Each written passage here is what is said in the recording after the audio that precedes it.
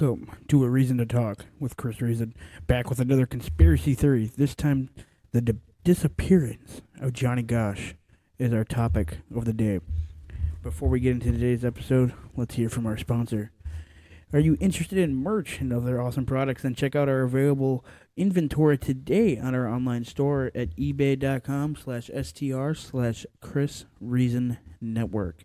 That is where you'll find all the cool finds, Pokemon, Magic Gathering, video games, and much, much more. Some products like the TVW Technical Victimized Wrestling wristbands shown in some of the ads on the TVW Matrix on YouTube. So check out our online store today at ebay.com/str/Chris Reason Network. That's ebay.com/str/Chris Reason Network. John David Gosch, born November 12th, 1969, disappeared September 5th, 1982, was a paper boy in West Des Moines, Iowa, who disappeared without a trace between the 6 and 7 a.m. on September 5th, 1982. He's presumed to have been kidnapped. As of 2022, there have been no arrests made, and the case is now considered cold, but remains open. His mother, Noreen Gosch, said that Johnny escaped from his captors and visited her with an unidentified man in 1997. She said that her son told her that he had been the victim of a pedophile organization and had been cast aside when he was too old, but subsequently feared for his life and lived under an assumed identity, feeling it was not safe to return home. Gosch's father, John, divorced from Noreen since 1993, has publicly stated that he is not sure whether or not such a visit actually occurred. Many have also speculated that the visit did occur, but it was someone else pretending to be Johnny. Authorities have not located Gosch or confirmed Noreen Gosch's account, and his fate continues to be subject of speculation, conspiracy theories, and dispute. The case received huge publicity in 2006 when his mother said she had found photographs on her doorstep depicting Gosch in captivity. Some of the photos received were said to be children from a case in Florida, but one boy in the photos was never identified. Noreen Gosch insists that that boy is Johnny. Gosch's picture was among the first to be featured on milk cartons as part of a campaign to find missing children. All right, let's get into the story here. On Sunday, September 5th, 1982, in the suburb of West Des Moines, Iowa, Johnny Gosch left home before dawn to begin his paper route. Although it was customary for Johnny to awaken his father to help with the route, the boy took only the family's miniature dachshund, I don't know if I butchered that, Gretchen, with him that morning. Other paper carriers for the Des Moines Register would later report have seen Gosch at the paper drop, picking up his newspapers. It was the last sighting of Gosch that could be corroborated by multiple witnesses. Another paperboy named Mike reported that he observed Gosch talking to a stocky man in a blue two-tone car near the paper drop. Another witness, John Rossi, saw the man in the blue car talking to Gosch and thought something was strange. Gosch told Rossi that the man was asking for directions and asked Rossi to help. Rossi looked at the license plate but could not recall the plate number. He said, "I keep hoping I'll wake up in the middle of the night and see the number on the license plate as distinctly as night and day, but that hasn't happened." Rossi underwent hypnosis and told police some of the numbers that the plate was from Warren County, Iowa. According to the private investigator hired by the Gosches, as Johnny walked a block north, where his route started, a paperboy noticed another man following Gosch. A neighbor heard a door slam and saw a silver Ford Fairmont speed away northwards from where Johnny's wagon was found. John and Noreen Gosch, Johnny's parents, began receiving phone calls from customers all along their son's routes complaining of undelivered papers. John performed a courtesy search of the neighborhood around 6 a.m. He immediately found Johnny's wagon full of newspapers 2 blocks from their home. The Gosches immediately contacted the West Des Moines Police Department and reported Johnny's disappearance. Noreen, in her public statements and her book, Why Johnny Can't Come Home, has been critical of what she perceives as a slow reaction time from authorities and of the police at the time that Gosch could not be classified as a missing person until 72 hours had passed. By her estimation, the police did not arrive to take a report for a full 45 minutes. Initially, the police came to believe that Gosch was a runaway, but later they changed their statement and suggested that Gosch was kidnapped. But they were unable to establish a viable motive. They turned up little evidence and arrested no suspects in connection with the case.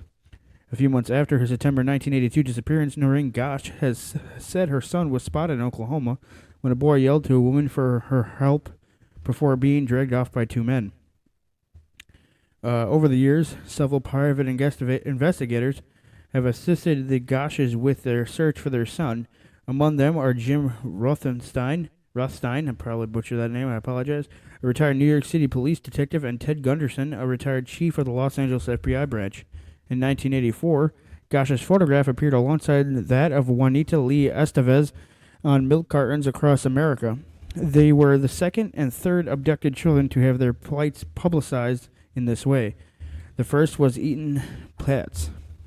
On August 12, 1984, Eugene Martin, another Des Moines area paperboy, disappeared under similar circumstances. He disappeared while delivering newspapers on the south side of Des Moines. Authorities were unable to prove a connection between the three cases, yet Noreen Gosch says that she was personally informed of the abduction a few months in advance by a private investigator who was searching for her son.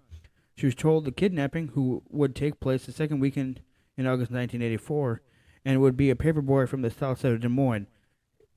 If you are informed, did you not tell anyone? Like, holy shit, a private investigator told her, yet she didn't, in this case, didn't tell anyone until after it happened. I would say something. If the private investigator found out, why didn't you tell the police or any other authority? Like, hey, this is suspicious. Check out this information. I have a private investigator working on my case to help out, and they found this. They may think you're crazy, but like, holy shit, and it happens? You could have saved somebody's life right there. In 1985, Noreen Gosch received a letter from Robert Herman Meyer II, 19, of Saginaw, Michigan. The letter had been signed Samuel Forbes Dakota, whereupon Meyer, acting as Dakota, stated that he was a guard in a motorcycle club when Gosch's son disappeared in September 1982. According to Meyer, Gosch's son was taken as part of a large child slavery ring operated by the club. According to the FBI, Meyer requested from and received $11,000 from the Gosches. Meyer additionally requested $100,000 more, along with a promise to return their son.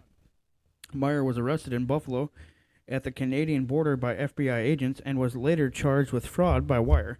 The letter Meyer wrote had stated that Gosch's son was sold to a man whom Meyer identified as a high-level drug dealer residing in Mexico City. Despite the accusation of fraud, Noreen Gosch reportedly believed Meyer at his word and later criticized the FBI, stating that the arrest warrant against Meyer destroyed her and her husband John's credibility with anyone who would take that couple's offer to pay ransom for their boy. According to Noreen Gosch's account, she was awakened around 2:30 a.m. one morning in March 1997 by a knock at her apartment door. Waiting outside was Johnny Gosch, now 27, accompanied by an unidentified man. Gosch said she immediately recognized her son, who opened his shirt to reveal a birthmark on his chest. Talked for about an hour and a half. He was with another man, but I have no idea who this person was. Johnny will look over to the other person for approval to speak, says Gosch. He didn't say where he was living or where he was going. In a 2005 interview, Gosch said the night that he came here, he was wearing jeans and a shirt and had a coat on because it was March. It was cold and his hair was long. It was shoulder length and it was straight and dyed black. After the visit, she had the FBI create a picture, she said, that looked like Johnny. Gosch self-published a book in 2000 titled Why Johnny Can't Come Home.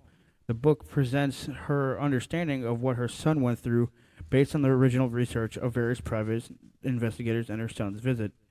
On September 1st, 2006, Gosch reported that she found photographs left at her front door, some of which posted on her website. One color photo shows 3 boys bound and gagged.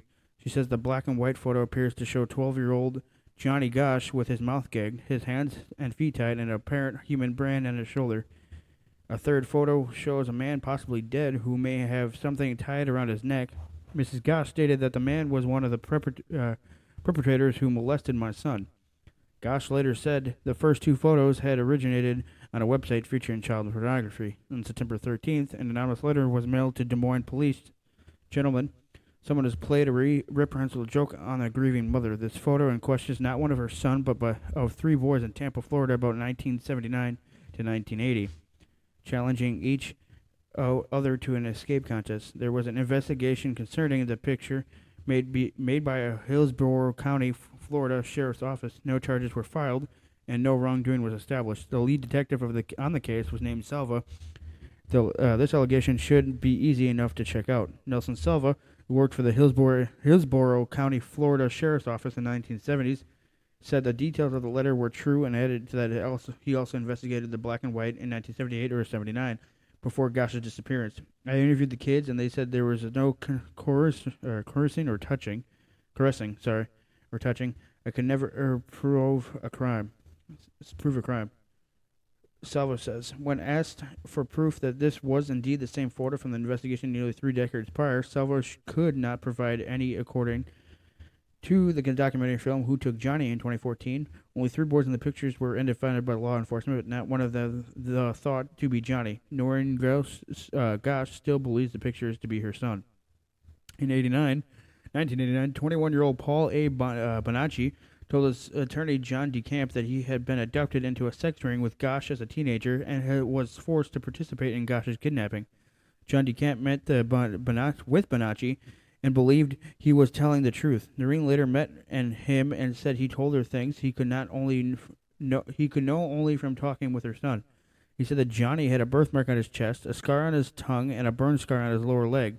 Although a description of the birthmark had been widely circulated, information about the scars had not been made public. Bonacci also described a stammer that Johnny had when he was upset. The FBI and local police do not believe that Bonacci is a credible witness in the case and have not interviewed him. His siblings told police he was at home when Gosch was abducted. The case generated national interest as Noreen Gosch became increasingly vocal about the inadequacy of law enforcement's investigation of missing children cases. She established the Johnny Gosch Foundation in 1982, through which she visited schools and spoke at seminars about the modus operandi of sexual predators. She lobbied for the Johnny Gosch Bill, state legislation which would mandate an immediate police response to reports of missing children. The bill became law in Iowa in 1984, and similar identical laws were later passed in Missouri and 7 other states. In August 1984, Noreen Gosch testified in Senate hearings on organized crime, speaking about organized pedophilia and his presumed role in her son's abduction. She began receiving death threats. Gosch also testified before the U.S. Department of Justice, which provided $10 million to establish the National Center for Missing and Exploited Children. Gosch was invited to the White House by President Ronald Reagan for the dedication ceremony.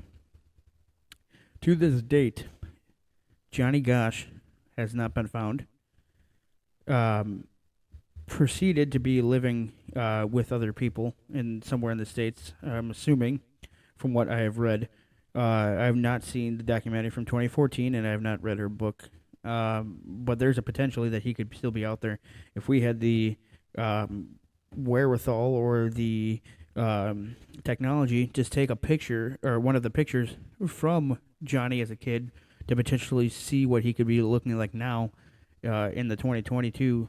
There's a potentially of that we could find him and figure out what the hell is going on. And then in that case, if it is organized crime with the pedophilia and a bigger ring with a child slavery, they easily could find it. Thank you for listening to today's episode of A Reason to Talk with Chris Reason.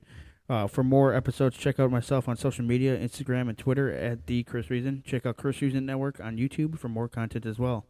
Saturday, September 24th, I'll be at Wisconsin State Fairgrounds for MightyCon, so stop on by.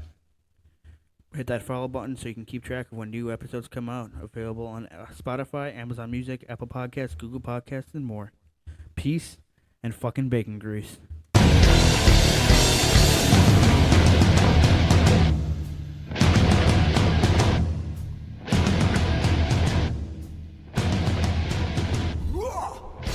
Welcome to A Reason to Talk with Chris Reason.